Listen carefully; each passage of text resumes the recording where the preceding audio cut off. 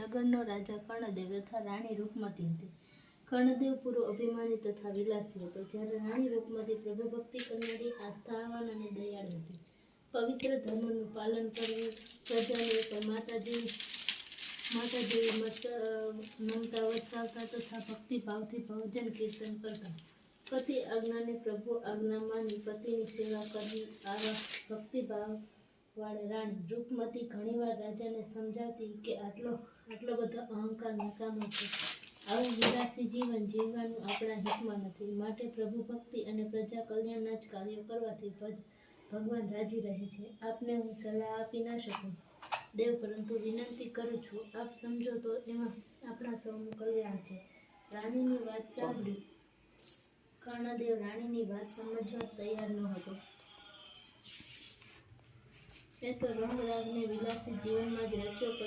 દૂર નદી કિનારે કેટલીક સ્ત્રીઓને ભેગા મળી કંઈક ગાતી વ્રત કરતી જોઈ દાસીને હાંક મારી. દાસી આવી એટલે એને મોકલી. દાસી પહેલી સ્ત્રીઓ પાસે ગઈ, નમ્રતાથી પૂછ્યું, બાયું બેનું આ શું કરો છો? મને જણાવો, જેથી કરીને મારા રાણી સાહેબને હું જાણ કરું. વ્રત કરતી સ્ત્રીઓમાંથી એક જાણીએ દાસીને કહ્યું, બહેન, અમે માં દશામાનું વ્રત કરીએ છીએ. આમ કહી વ્રતની વિધિ કઈ વ્રતનું ઉજવણું કેમ કરવું તે બતાવ્યું. દાસી રાણી પાસે આવી પેલી સ્ત્રીએ જે કહ્યું હતું તેવું જ રાણીને બતાવ્યું. દાસીની વાત સાંભળી રાણીના મનને આનંદ થયો. એને રખ થયો કે લાવ હું આ દશામાનું વ્રત કરું. આમ વિચારી રાણીએ દશામાનું વ્રત કરવાનો સંકલ્પ કર્યો. તરત જ પેલી સ્ત્રીઓ બતાવ્યા પ્રમાણે 10 સૂતરના તાર લઈ ગાંઠોવાળી કંકુ ચાંદલા કરી પોતાના હાથે બાંધ્યો. માતાજીનું સ્થાપન કરી કળશને 10 સૂતરનો દોરો બનાવી બાંધ્યો અને ધૂપ દીપ પૂજન કરી માતાજીની કથા વાર્તા કરી પતિને પ્રસાદ આપવા દોડી. રાજાએ પ્રસાદ જોઈ પૂછ્યું, દેવી, આ શેનો પ્રસાદ છે? રાણીએ સર્વે વાત કરી પોતાના હાથે બાંધેલા દશામાનો દોરો બતાવ્યો. રાજા ક્રોધે ભરાયો. તરત જ રાણીના હાથે બાંધેલા દોરો તોડી નાખતા બોલ્યા, ખબરદાર, આવા ધતિંગ કર્યા છે તો આપણને બધી વાતનું સુખ છે, કોઈ વાતની ખોટ નથી, પછી આ ધતિંગ કરવાની શું જરૂર છે? રાણીનું હૃદય કકડી ઉઠ્યું. આ બાજુ દશામાને ક્રોધ આવ્યો. મારું આવું ઘોર અપમાન! રાજા, તારી દશા બગડી સમજ. રાત્રે સપનામાં દશામાં આવ્યા. રાજાને કહે, અભિમાની રાજા, તે મારું ઘોર અપમાન કર્યું છે, તો હવે જો તારી દશા. આમ કહી માતાજી જતા રહ્યા. રાજા ઝબકીને જાગી ગયો. ત્યાં તો પોતાનો સેનાપતિ આવીને સમાચાર આપે છે કે રાજની બાજુના રાજ્યનો રાજા લાવા લશ્કર સાથે ચઢી આવ્યો છે અને આપણે એનો મુકાબલો કરી શકીએ તેમ નથી. માટે કરીને આપ રાણી સાહેબ તથા બંને કુંવરોને લઈને નાસી છૂટો. સેનાપતિએ આપેલા સમાચારથી રાજા હેબતાઈ ગયો. પોતે અશક્ત સામનો કરી શકે એમ નથી વિચારી રાજા રાણી અને બંને કુંવરોને લઈને છુપા રસ્તેથી નાસી છૂટ્યો. પાછું વાળીને જોતો નથી, બસ ભાગતો જ જાય છે. આખરે ઘણે દૂર નીકળી ગયો. કુંવરો તરસ્યા થયા. રાણી થાકી ગઈ, પોતે થાક્યો છે. ભૂખ અને તરસ લાગવાથી અકળાય છે. એક ઝાડ નીચે આવીને બેઠા. રાણી કહે, જોયું દશામાનું વ્રત નહીં કરવા દેવાનું અને દોરો તોડીને દશામાનું અપમાન કરવાનું ફળ. માં દશામાં રૂઠ્યા છે. રાજા પછતાયો, પરંતુ થઈ ગયું તે થઈ ગયું, હવે થાય શું? થોડીવાર વિસામો લઈ આગળ વધ્યા. ત્યાં સુંદર મજાની લીલીછમ વાડી જોઈ. રાજા રાણીને કુંવરોને લઈ વાડીમાં આવે છે, પણ આ શું? જેવા વાડીમાં પ્રવેશ કર્યો ને વાડી આખી કરમાઈ ગઈ.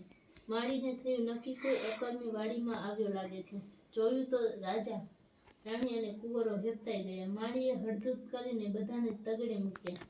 આમને આમ આગળ વધે છે. રસ્તામાં વાવ આવી.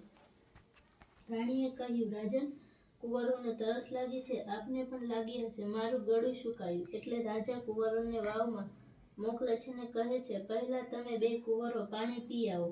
કુંવરો વાવમાં ઉતરે છે, પણ આ શું? રાણીએ જોયું તો 2 કુંવરો વાવમાં નથી.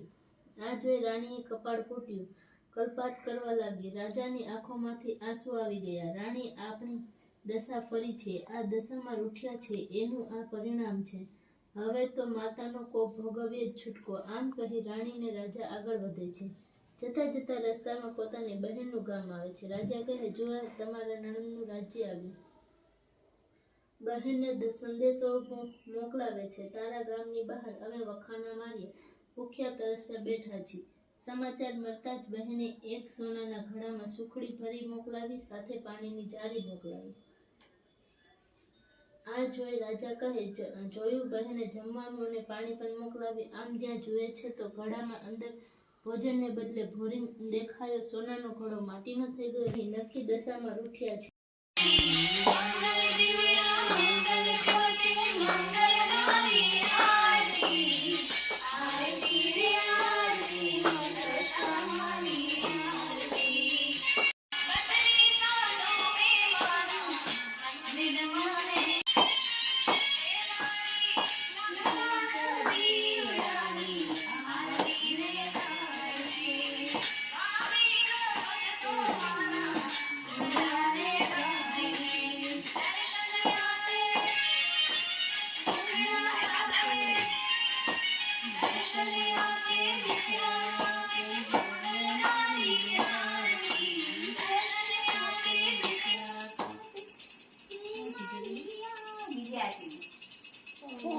કાપી નાખો.